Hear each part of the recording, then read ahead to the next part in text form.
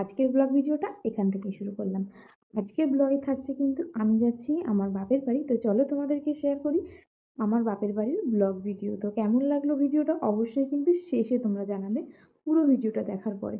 তো দেখো, এই যে আমাদের আলভিও রেডি হয়ে গেছে, আমিও রেডি হয়ে গেছি। আর এই দিনকে যেদিন আমি যাব বলেছি, মানে কালকের ভিডিও এটা, প্রচণ্ড শীত পড়েছিল। দেখো পুরো মেঘলা আর কুয়াশা হয়ে গেছিলো।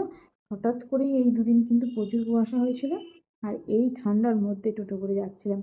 আর আব্বাও আসবে আমাকে নিতে, টোটো করেই নিতে আসবে। তো আমরা টোটো করে একটু এগিয়ে যাচ্ছি, তারপর আব্বা কিন্তু নিতে আসবে। তো চলো দেখা যাক। এই যে কিছুক্ষণের মধ্যেই কিন্তু আব্বাও চলে এসেছিল। আর আলভি এই যে নানির চাদরের মধ্যে ঢুকে পড়েছে। যেহেতু নানি, তো নানি বলছে যে শীত পড়বে, তুই আমার চাদরে ঢুকে পড়। ও সোয়েটার টুপি সবকিছু পরেছিল, কিন্তু নানি তো বেশি ভালোবাসে, তাই একটু ঢুকিয়ে নিয়েছিল। তারপরে আমরা কিন্তু কি রান্না করব ভাবনা চিন্তা করিনি। বাড়ি গিয়ে ভাবি দেখছি ভাত বসিয়ে দিয়েছে।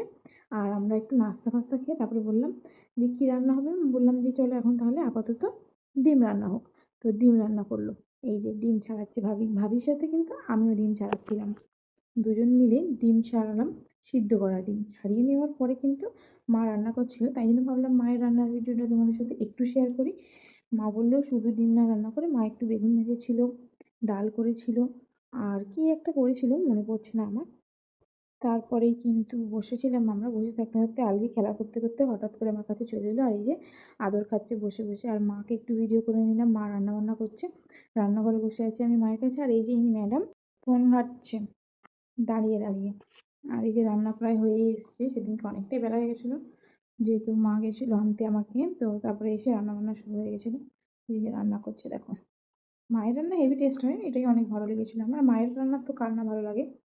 তো তোমাদের সাথেও শেয়ার করলাম মা রান্না বান্না করছে। আর আমার মা কিন্তু প্রচুর তেল মশলা খায়। তোমরা না দেখলে বুঝতে পারবে না, হয়তো জানি না ফোনে বুঝতে পারছো কিনা। প্রচুর তেল মশলা খায়। তো একদম এবার রান্না আমি আর তুলতে পারিনি গো। এই যে একদম শেষ পর্যায়ে চলে এসছে। তখন আমি আবার মনে পড়লো যে রান্নার যে ভিডিও করছিলাম কি হলো।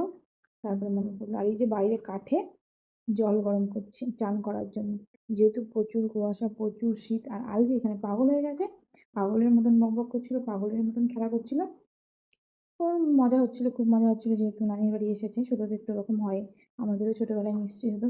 আর কে কে ছোটবেলায় নানি বাড়ি যেতে, মানে মায়ের বাপের বাড়ি যেতে ভালোবাসতেন, অবশ্যই কিন্তু কমেন্ট করে জানাবে। এই কমেন্টের অ্যান্সার যারা দেবে, মানে এই কথাটার আমার অ্যান্সার যারা দেবে, আমি তাদেরকেই বুঝতে পারবো যে তারা আমার ভিডিও পুরোটা দেখে। তো অবশ্যই আমি তোমাদের কমেন্টের অপেক্ষায় থাকবো যে কে কমেন্ট করছে যে কে নানি বাড়ি যেতে ভালোবাসতো না আর কে ভালোবাসতো। তো আমার ভিডিওটা কেমন লাগলো অবশ্যই কিন্তু জানিও। অসংখ্য ধন্যবাদ।